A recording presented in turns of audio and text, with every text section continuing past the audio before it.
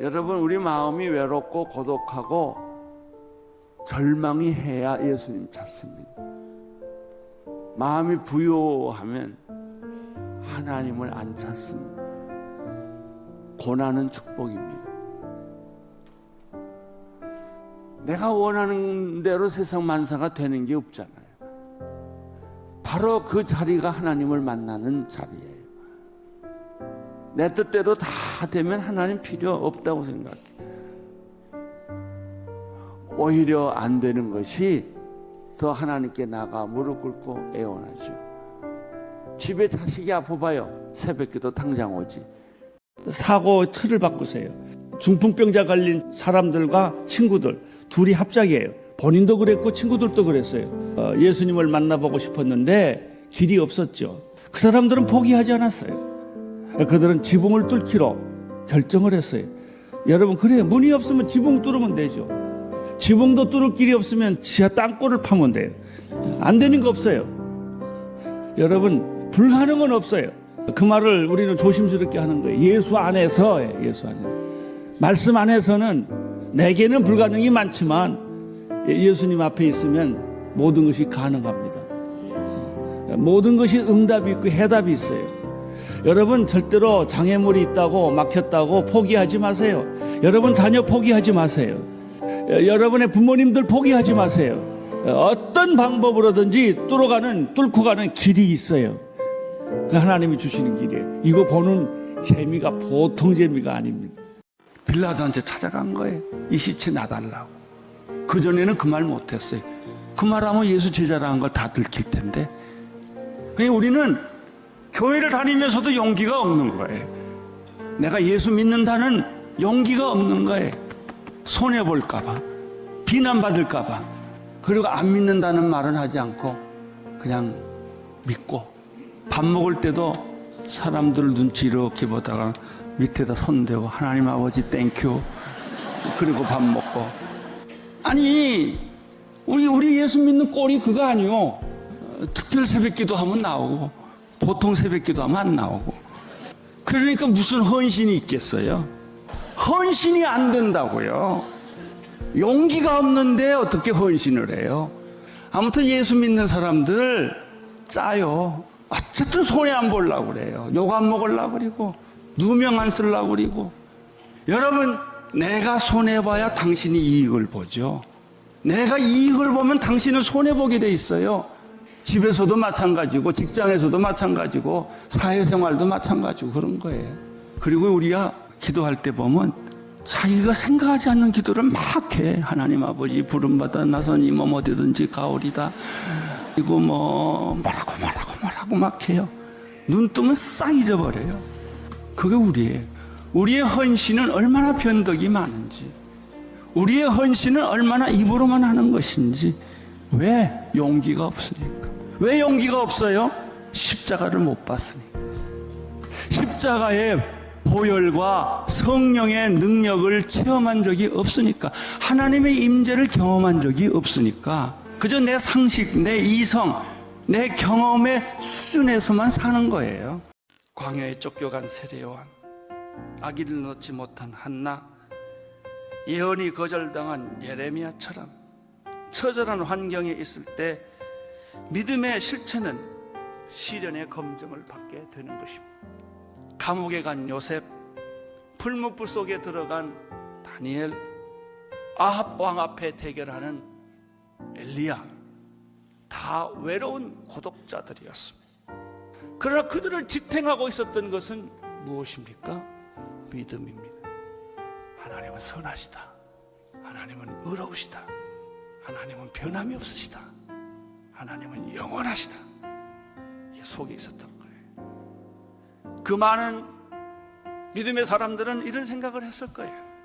과연 하나님은 살아계신가? 졸지도 아니하시고 주무시지도 않으신가? 하나님은 나의 신음소리를 들으시는가?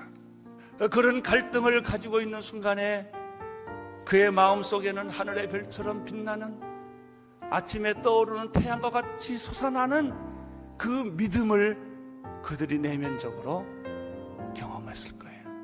믿음은 어떤 업적이 아니라 하나님에 대한 순수한 신뢰입니다. 예수는 인간이었지만 그의 본체는, 본래는 하나님이셨다는 거예요. 하나님이 하나님됨을 포기하고, 사랑은 포기해요. 사랑은 얻는 것이 아니라 주는 거예요. 갖는 것이 아니라 포기하는 거예요. 하나님의 사랑은 무엇인가? 하나님이 하나님을 포기한 거예요. 하나님이 자기를 포기하고 인간을 구원하기 위하여 인간처럼 된 것이 하나님의 사랑입니다. 이게 진짜 사랑이에요. 우리들의 사랑은 전부 가짜예요. 가짜이기 때문에 내가 낮아지는 것이 아니라 다른 사람을 착취하는 거예요. 오늘 여기 보면은 하나님은 하나님됨을 포기하시고 우리를 사랑하기 위하여 인간이 되셨고, 인간이 되실 뿐만 아니라 인간 중에서도 가장 낮은 곳에 오셨고, 가장 낮은 곳에 오셨을 뿐만 아니라 가장 처절한 죽음으로, 그것도 33세에 죽었다는 거예요. 그분이 예수 그리스도이십니다.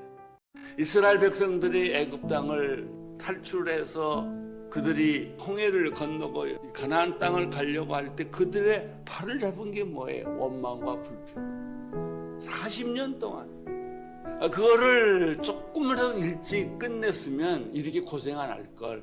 40년 동안 그들의 주제곡은 원망과 불평이었어요. 그러니까 하나님께서 아직 적과 끓이오르는 가나안 땅에 갈 시간이 안 됐다고 보시는 거예요. 그래서 뺑뺑 돌리는 거예요. 어쩌면 여러분 가운데서도 하나님이 지금 뺑뺑 돌리고 계시는 분이 계세요. 잘 생각해 보세요. 왜 하나님이 그렇게 나를 항상 원점으로 돌려보내줄까?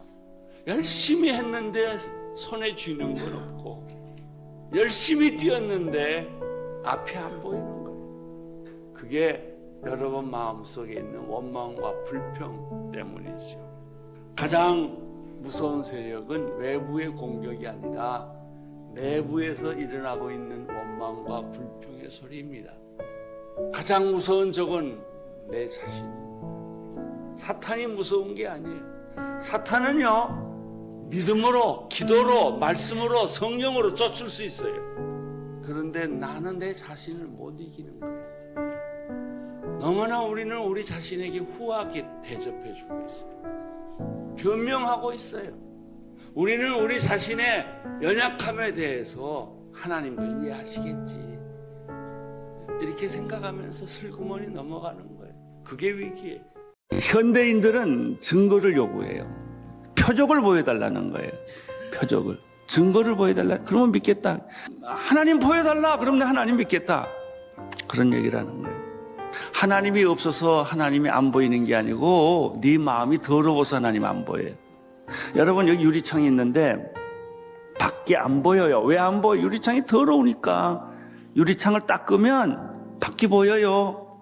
마음이 깨끗한 자는 복이 있나니 저희가 하나님을 볼 것이요, 이랬다고요.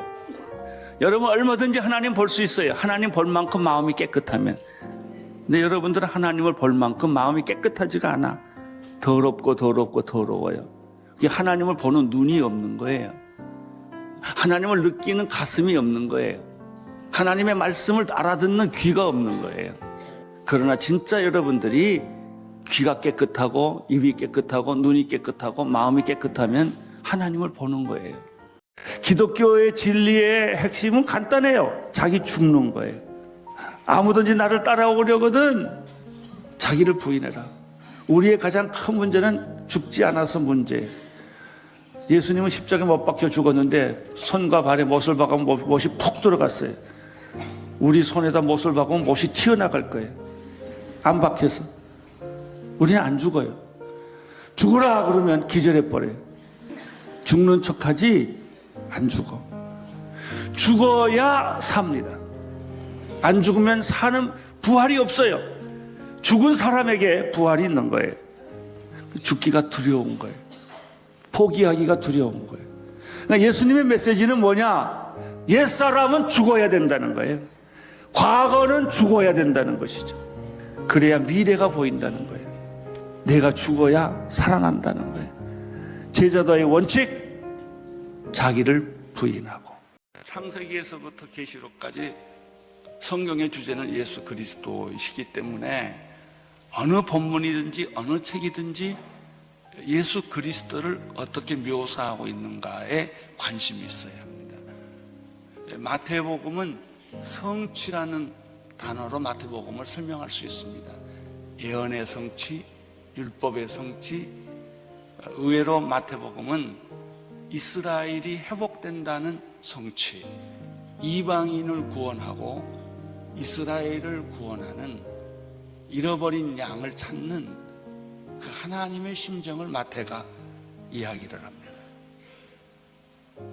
마가는 종으로 오신 예수 그리스도, 섬기러 오신 예수 그리스도. 그래서 마가복음을 보면 아무든지 나를 따라오려거든 자기를 부인하고 자기 십자가를 지고 나를 따르라 라고 하는 것이 마가복음에 나타난 예수 그리스도의 모습이죠. 누가는 사도행전과 연관해서 예수님을 봐야 합니다. 누가복음과 사도행전에서는 온 인류를 구원하신 예수 그리스도, 온 세상을 구원하는 예수 그리스도가 그려져 있습니다. 요한복음에는 어떻게 예수 그리스도가 설명되어져 있느냐? 말씀이 육신이 되신 예수 그리스도가 설명이 되어져 있습니다. 요한복음을 우리가 큐티할 때는 말씀이 육신이 되신 예수 그리스도라는 큰 그림, 은혜와 진리가 충만한 예수 그리스도라는 이 그림을 그리고 그 안에 나타난 7가지 기적이라든지 또 7가지 나는 누구다, 예수님이 자기 정체성을 분명하게 얘기를 하지요. 요한복음은 굉장히 선택된 단어, 선택된 사건, 선택된 분장을 활용해서 요한복음이 기록되어 있습니다. 여러분, 말 함부로 하지 마세요. 말대로 돼요. 내 생각에서는 아무리 복잡한 생각, 그런 생각을 한다 할지라도 일단 입으로 나올 때는 아멘, 믿습니다, 이런 믿음의 말을 해야 돼요. 오늘 주님이 하시는 말씀이 네 말 속에 응답이 있다 이거예요. 그런데 왜 이 비밀을 모를까요, 사람들은? 그리고 이상한 말들을 하고 부정적인 말을 하고 비판하는 말을 하고 의심하는 말을 수없이 쏟아내는 거예요. 여러분, 오늘 하루 사는 동안 잠깐이라도 연습해 보세요. 속에서 부정적인 말이 막 나오려고 죽겠다 나오면 죽게 있다 이렇게 딱 바꾸세요. 말을 바꾸세요. 말을 바꾸면 여러분의 집에 평화가 옵니다. 화를 바꾸고 평화스러운 말을 하면, 분노를 바꾸고 화해의 말을 하면 화해가 옵니다. 아주 간단한 해답을 우리가 그동안에 놓치고 살았죠.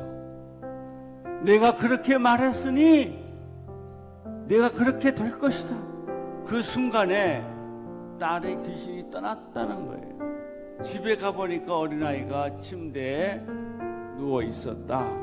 할렐루야. 그런 일들이 여러분 기도 속에서 경험되기를 바랍니다. 믿음을 가진 사람의 특징은 화려한 인간의 말과 설득에 귀를 기울이지 않고 세미한 하나님의 음성에 귀를 기울이는 사람입니다. 어느 날 어느 시점에서 하나님이 나에게 음성을 들려줬을 때 어떤 사람은 들려줬음에도 불구하고 그 말을 소홀히 여기는 사람이 있고 어떤 사람은 그것을 아주 귀중하게 여기는 사람이 있지요. 노아가 그런 사람이었습니다. 산꼭대기에 방주를 지으라니 말도 안 되는 이야기지만 바닷가에 지으라 그러면 이해가 되죠. 산꼭대기에 배를 지으라면 이해를 되지요. 방주를 지으려니 한 번도 본 적이 없고 한 번도 생각해 보지 못했던 그런 어마어마한 일들을 아무 조건을 붙이지 않고 하나님이 시켰기 때문에 그대로, 사람들 볼 때는 미쳤고 정신 나간 사람이지만 그대로 했어요. 노아에게서 발견하는 것은 무엇입니까? 조건 없는 순종이에요. 그리고 그는 미리 경고를 받았어요. 하나님이 사람을 지으신 것을 후회하시고 세상에 있는 모든 인류를 쓸어버리기로 심판하기로 결정했는데 그런 일들을 노아는 믿고 순종했어요. 노아의 믿음은 뭐냐? 하나님 말씀에 순종했다는 거예요. 두 번째, 불가능한 일이라도 순종했다는 것이죠. 여러분, 어떻게 모든 인류가 다 구원을 받을 수가 있겠습니까? 두 가지예요. 첫째는 하나님의 은혜입니다. 한량없는 은혜, 풍성한 은혜, 이 긍휼과 은혜가 하나님으로부터 오는 것인데 예수님 안에 그게 있어요. 그래서 여기 성경에 보니까 예수 그리스도 안에 그의 은혜의 풍성함 때문에 우리들이 구속 곧 죄사함을 받은 것입니다.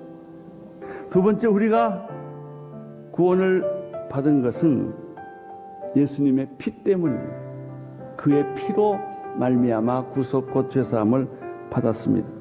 여러분, 죄는 다른 어떤 것으로도 지어지지 않습니다. 오직 한 가지 방법으로만 인간의 죄가 지어집니다. 글씨를 잘못 쓰면 지우개로 지우면 됩니다. 볼펜으로 쓴 거는 하얀 그걸로 이렇게 하면 또 안 보입니다. 그런데 죄는 안 돼요. 죄는 세상의 그 어떤 것으로 지어지지 않습니다. 오직 하나, 그것은 흠없고 점없는 어린 양 예수 그리스도의 피로만 이 죄는 사해집니다. 결론은 두 가지예요. 우리가 죄사함을 받은 까닭은 하나님의 풍성한 은혜 때문이요, 예수 그리스도 안에 있는 하나님의 풍성한 은혜 때문이요, 두 번째는 예수 그리스도께서 흘려주신, 십자가에서 흘려주신 그 어린 양의 흠없고 점없는 보혈 때문에 우리가 구원을 받게 된 것입니다.